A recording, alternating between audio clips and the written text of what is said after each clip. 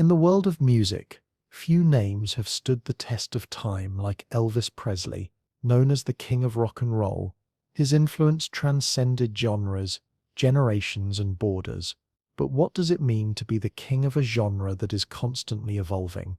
For Elvis, this question had been lingering in his mind, especially as the world around him was changing at an unprecedented pace. The music industry was no longer just about shaking hips and catchy tunes. New sounds, new rebels, and new icons were rising, and one of them, Ozzy Osbourne, was on the horizon, changing the face of rock with a sound that was darker, heavier, and undeniably intense. But in 1977, at a time when Elvis's career was at its peak, he found himself questioning his own place in the ever-evolving world of music. Did the king still have a place in a world dominated by newer, louder voices like Ozzy Osbourne, the frontman of Black Sabbath?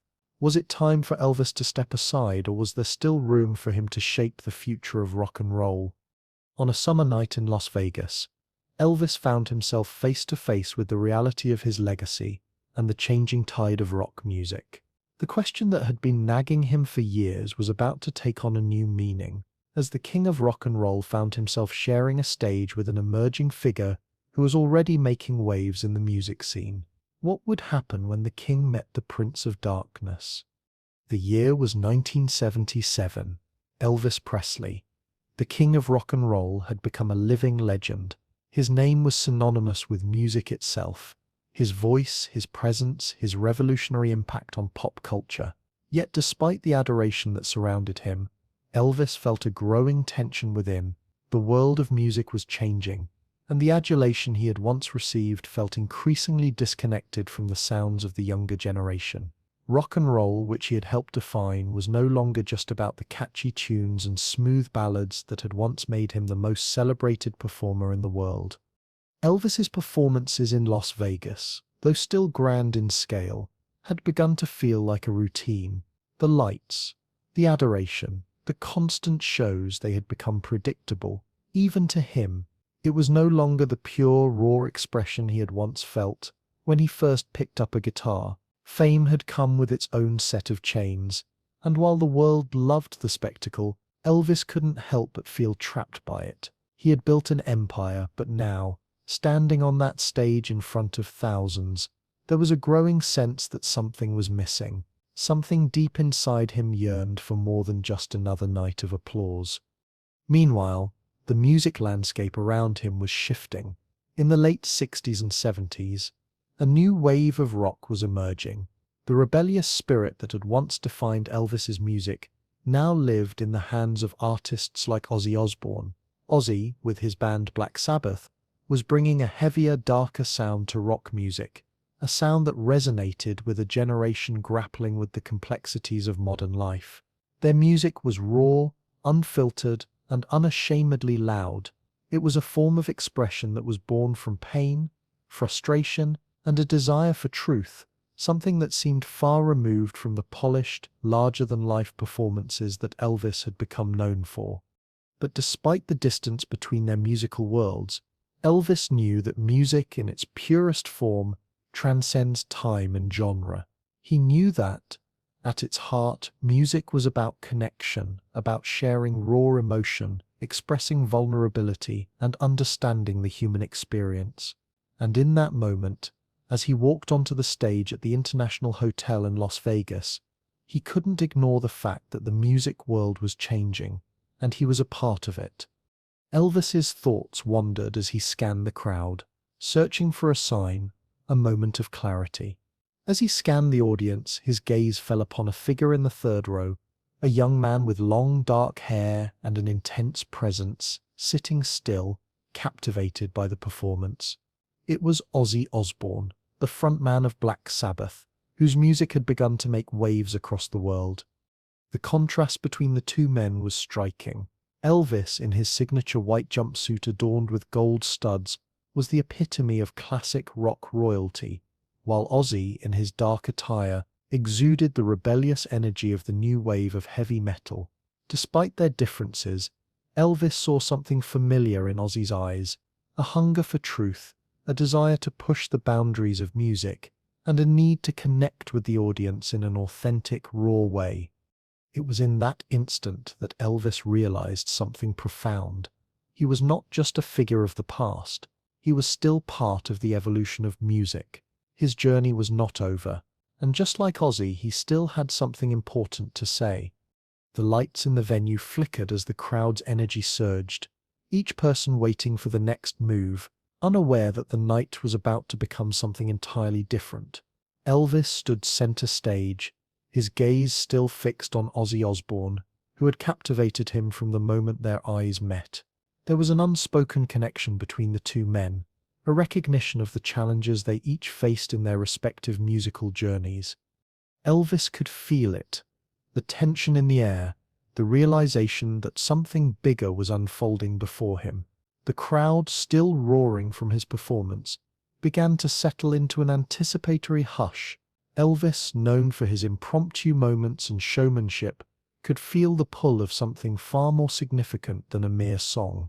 The music that had defined his life, that had made him the king of rock and roll, had taken on a new dimension. It was no longer just about hitting the right notes or performing for the adoring crowd. The music, in that moment, was an opportunity for connection, for something deeper than entertainment. Ladies and gentlemen, Elvis's voice rang out across the auditorium. Tonight we have royalty in the house. The crowd, not entirely sure where this was heading, fell silent. The Prince of Darkness himself, Mr. Ozzy Osbourne. The audience erupted into cheers, but there was a feeling of curiosity. What was Elvis going to do next? Without waiting for further applause, Elvis gestured to Ozzy, beckoning him to join him on stage. There was an unmistakable sense of gravity in the moment. For Ozzy, the invitation wasn't just about joining a fellow musician on stage. It was an acknowledgement of something deeper, respect for the craft, for the shared experiences they both knew intimately. For Elvis, it was a daring act, one that transcended the boundaries between generations, between musical worlds that were only just beginning to recognize each other's value. Ozzy, after a moment of hesitation, began making his way through the audience. The spotlight now split between him and Elvis. As he ascended the stage, the two men stood side by side, their contrasting energies unmistakable. Elvis, in his crisp white jumpsuit, exuded an air of regal composure, while Ozzy's dark attire and wild persona brought an edge that was both foreign and familiar to the audience. It was the meeting of two icons, two men who had made their mark on music in vastly different ways, but whose journeys had been shaped by the same driving force, passion for music. Elvis, Ozzy began, his voice thick with emotion. "You're the reason I picked up a microphone in the first place, mate." The words hit Elvis in a way he hadn't expected.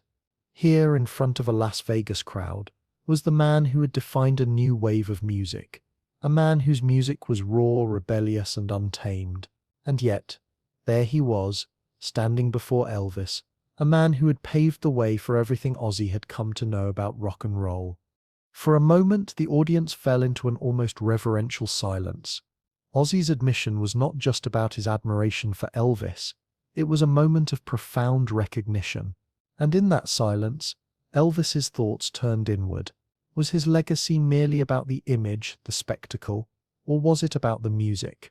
Had he truly connected with the audience, with his fellow musicians, in a way that transcended the glitz and glam of his Vegas performances? Elvis turned to his band, giving them a nod that spoke volumes. Something was shifting. The next few moments would break free from the predictable, the rehearsed. They were about to create something unpredictable, something that would forever mark this evening as a landmark in rock history. Elvis turned back to Ozzy, his eyes filled with a new understanding, a realization that the world of music was, in fact, much larger than he had ever imagined. The TCB band, used to following Elvis's every lead, began to adjust to the energy on stage. Elvis leaned into the microphone, his voice steady but filled with excitement. "Tonight, we're going to do something different.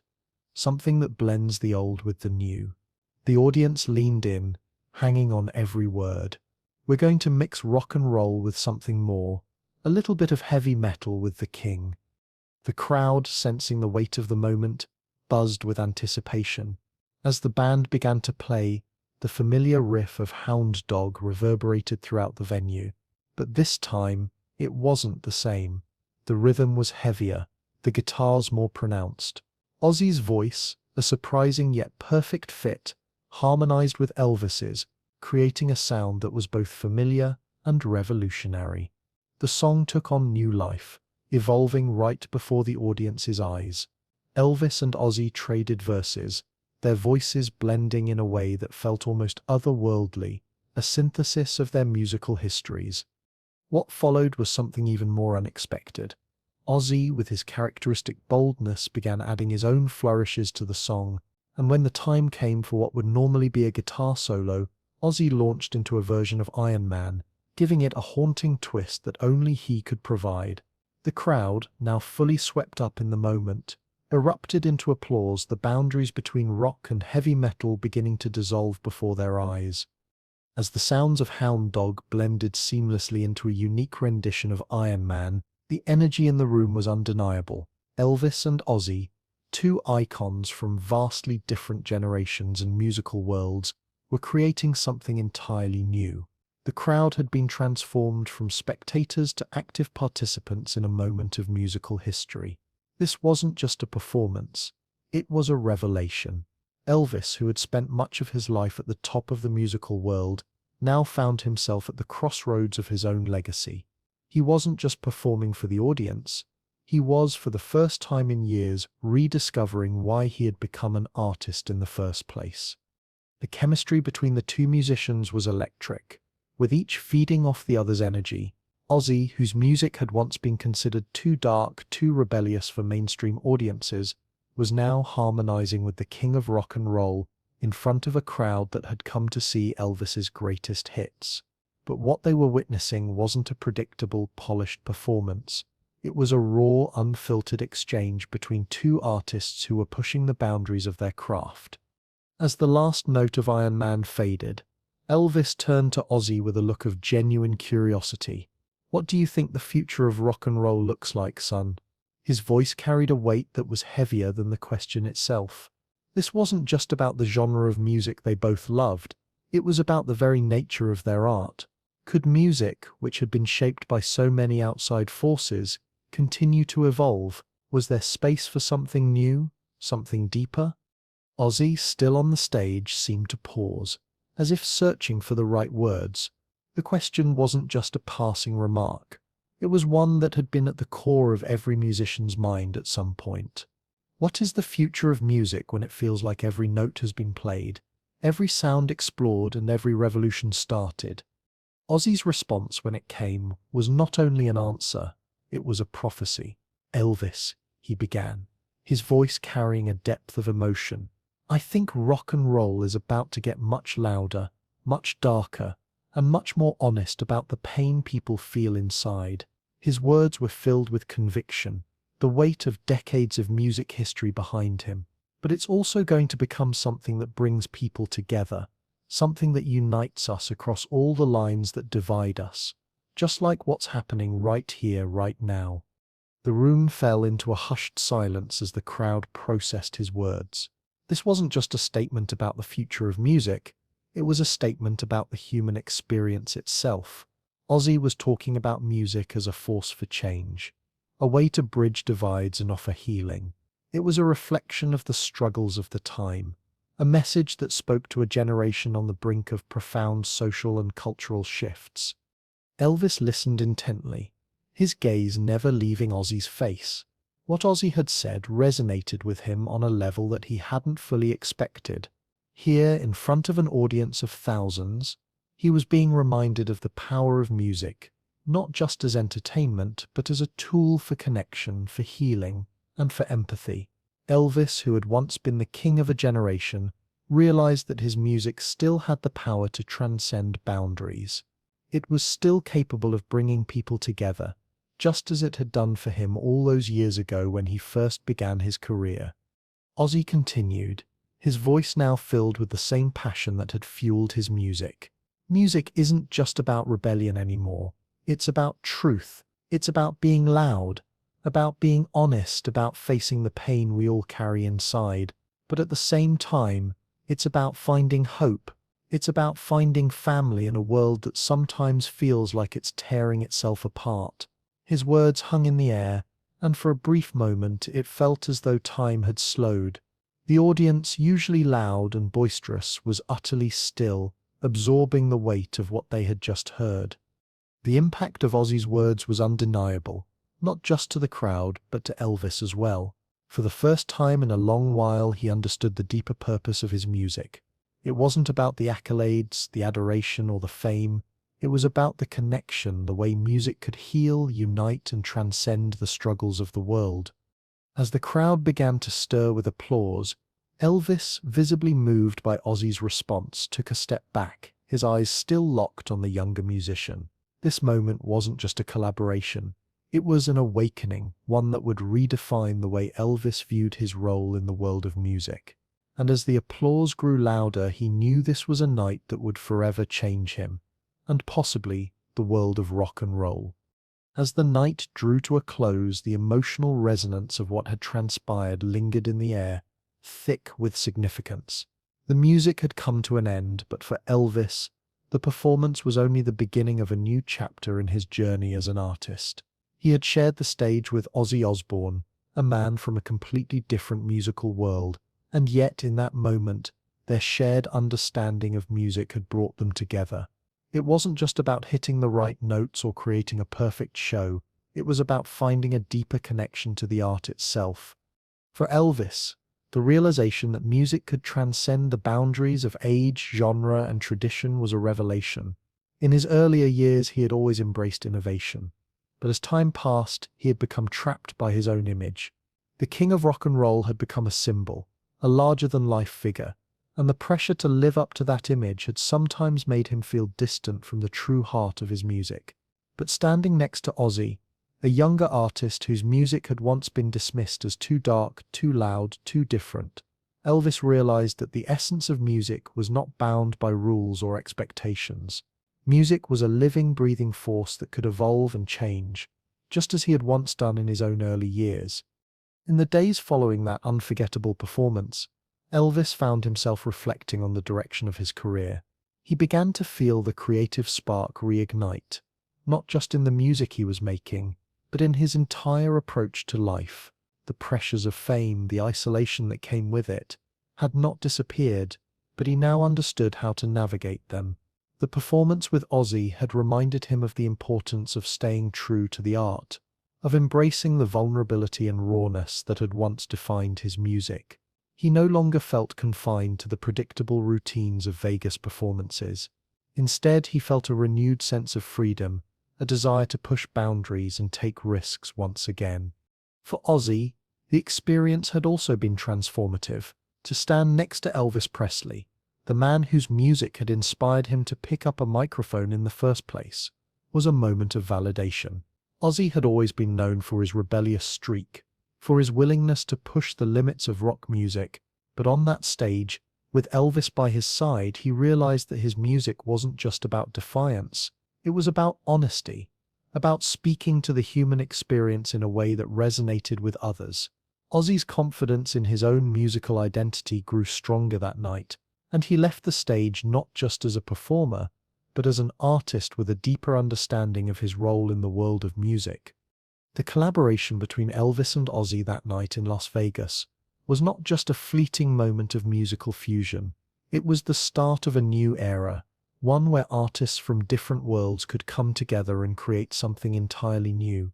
Music, as Elvis had come to understand, was not about genre or tradition. It was about connection. It was about finding common ground, about sharing the human experience, and using music to bridge the gaps that divided us. In the weeks that followed, the impact of that night rippled through the music industry. Critics, musicians, and fans alike were still talking about the unexpected collaboration between the King of Rock and Roll and the Prince of Darkness. Many saw it as a moment that marked the evolution of rock music, a moment where two generations, two completely different worlds, collided in a beautiful expression of art. The performance became a symbol of what was possible when artists were brave enough to embrace vulnerability and authenticity, regardless of their differences. For Elvis, the lesson was clear. Music was a constant evolution, and so was he. The world of rock and roll had changed, but that didn't mean his place in it was any less important. If anything, it had deepened.